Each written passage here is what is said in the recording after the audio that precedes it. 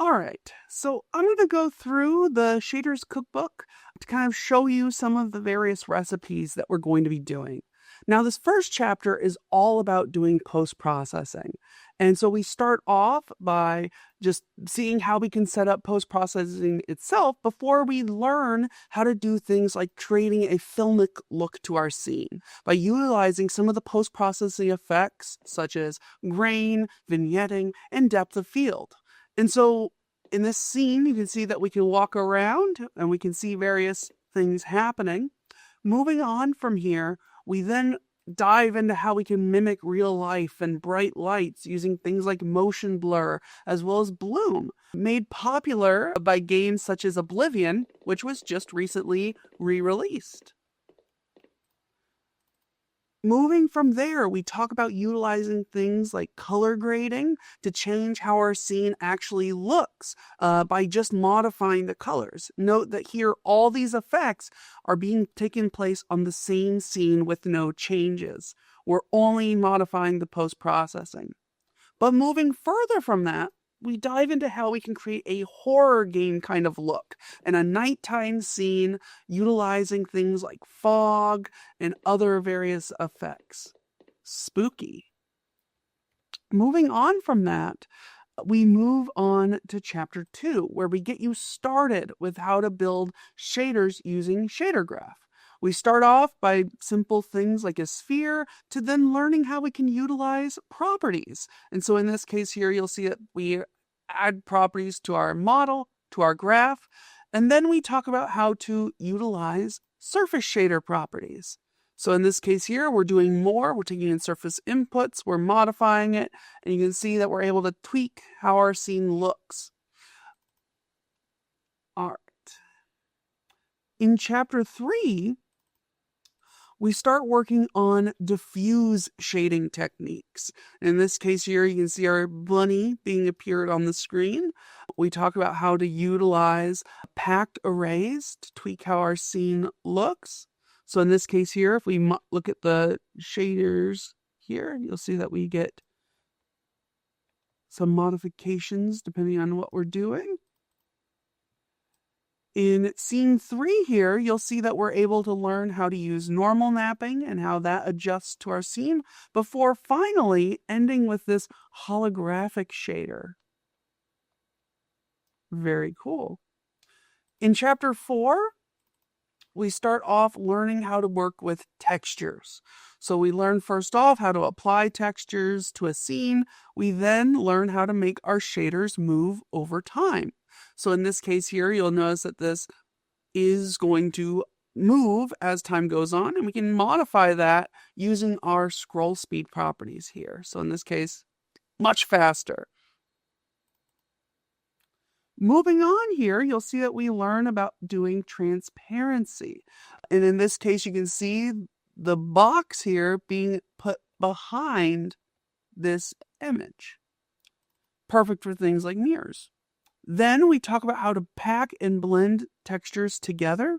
And so in this case, you'll see that this is actually taking 4 textures as well as some color details, and we merge them together utilizing this blend texture.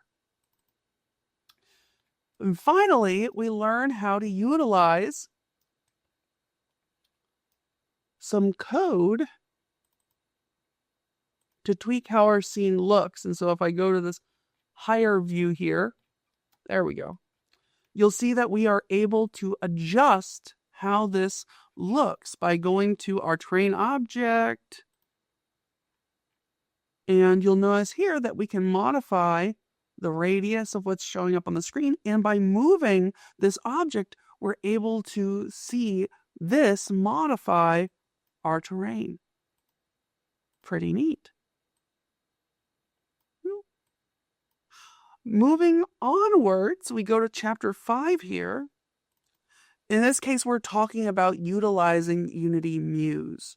So in this case, Unity Muse is a AI-based tool that we can utilize in our project. So for instance, this case here, you'll see that there are several things that we can potentially use, but we are going to be using the texture generator. In this case here, we learn all about how to use the texture generator, how to refine it, how to tweak what it looks like. And you'll notice that we actually generate several different types of textures. So in this case, you'll see here, we're able to refine those textures, or rather those materials, using these properties which are generated for us automatically. We then talk about how to utilize metallic objects within our scene, before then moving on to learning how to add transparency to our shaders. We learn how to create a mirror that will adjust based off of our facing. And we will also learn how to bake the lights in our scene.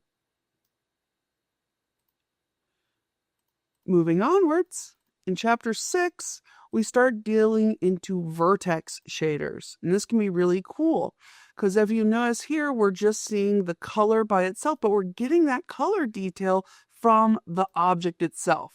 And here we start moving into some more of the complex things where we're actually learning how we can tweak those vertices on the fly. Moving onwards, we learn how to extrude our models. So in this case here, you'll see that we are able to change this one soldier to look very different based off of how we tweak the material that are on it. And so in this case here, you'll see our normal extrusion map. And in this case here, you'll notice that if I reduce it down, we're adjusting it to be maybe look more like a zombie kind of thing. We extend out, we get a much thicker nose. So we dive into how to build that. Going further, again, and here we learn how to utilize snow, or how to create a texture in such a way, or rather how to create a shader in such a way that when we move our object, or we have our object within our scene, you'll notice that it is going to be affected by snow in our scene. We've got properties to adjust that as well. So for instance, if I go here, we can go to our snow mat. You'll see that there are things like the direction of the snow, which will change where the snow is coming from. We also have, how deep the snow is going to be. But we also have a level of snow parameter that we can adjust to make it so that we can cover the entire thing with snow, or just a little bit. And we can have it dynamically change later on, should we wish to. We also have a depth of snow, which can change how thick the snow is going to be. Finally, we learn how to create an explosion. And so you'll notice here that as we play through the game, you're going to notice this explosion going in and out just using a simple sphere. And so we kind of get a material or a shader that will repeat itself over and over and over again. Moving to chapter 7, we learn about how to use grab passes. So in this case here, you'll see that we are getting a kind of a water effect going on in our scene. And we're manipulating what we're seeing behind the scenes. Again, this is using transparency here, but we get that effect. We're able to see things behind objects. We then learn how we can create a glass shader. Again, in this case, utilizing the techniques from the grab pass to be able to see all of these different objects. And then we see how to create a water shader for 2D games. And so in this case here, we've got that effect, and we can always tweak the parameters here to make it a more adjusted image or not. We can scale things up or down in terms of how the ripples are going to affect things, and then we have a period to make it slower or faster, depending on what we want to have seen. Moving on to chapter 8, we have our techniques to make our shaders efficient. And so this is a much more toned down shader, but we still get a lot of the effects that we've seen in the past. We learn about how to use Unity's profiler tool to be able to see how efficient or inefficient our games are. And then here we build a mobile first shader and how it can be as efficient as possible for that. Moving on to shader 9, we talk about full screen shaders. So in this case here, you'll see that we have this effect being applied on our screen where everything is grayscale. But then moving on from there, we learn how to utilize a render depth shader. So now we're going to see things change over time depending on how close or how far they are to us. Moving on to shader 3, you'll see how we can customize the brightness, saturation, and contrast of things within our scene. So if we go to our scene feature here, we can select that and we can modify using the material that's here. So in this case, we can adjust the brightness, we can adjust the saturation, and we can adjust the contrast. Fun times. And then from there, we talk about how to create blending modes using the same kind of concepts that we talked about before. So in this case, because we're using the blend mode texture, you'll see that we are able to blend between these two textures, which could be useful for something like a bullet effect or something. Or maybe we're frosting on our screen, maybe our player's freezing, something like that. And then we get to move on to chapter 10. Where in this case, we talk about how to create an old movie screen effect. So in this case, you'll see things like a flickering camera, some noise trails, and all this fun stuff that we're applying as a full screen effect. Moving on from there, we then work on this night screen vision effect, similar to something like you might see in like Metal Gear Solid or something similar. And again, all of this stuff has been done inside of ShaderGraph. We learn about some advanced techniques there as well. So for instance, here we're learning about how to utilize things like subgraphs. And so in this case here, you'll see how we're able to build, kind of a nice little effect here. All right. Moving on to chapter 11. We'll see how to dive into building some diffuse lighting models. So we learn how to create lighting from scratch. So starting off here, we then dive into building a toon shader that we can adjust depending on how many colors we want to have accessible via our shading here. This one here utilizes a ramping texture. Moving on, we saw how to add custom shadows to our screen as well, making use of code. So we actually code in here, instead of using primarily just ShaderGraph, we're able to write code inside of our ShaderGraph. And then so here we talk about how to add support for multiple lights.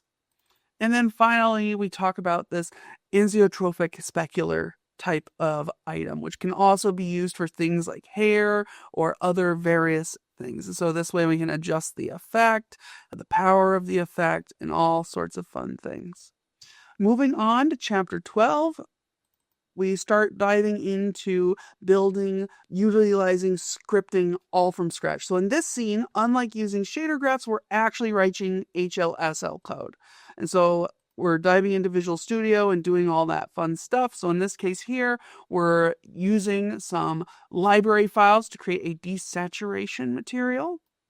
Moving onwards, we start diving into using include files before moving on to building this fur shader, which as you can see here, we can tweak and customize as we'd like. So in this case, if I go to my fur materials, we can go to our section here. We can adjust how long it is, and we utilize this technique where we're drawing things multiple times, and we're able to adjust and tweak, and it's a good time.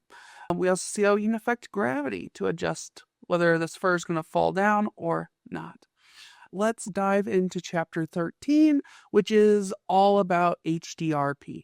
And so in this case here, you'll see that we've learned how to implement a glowing highlight system, which will allow us to adjust the edges of our screen utilizing some of that HDRP magic here.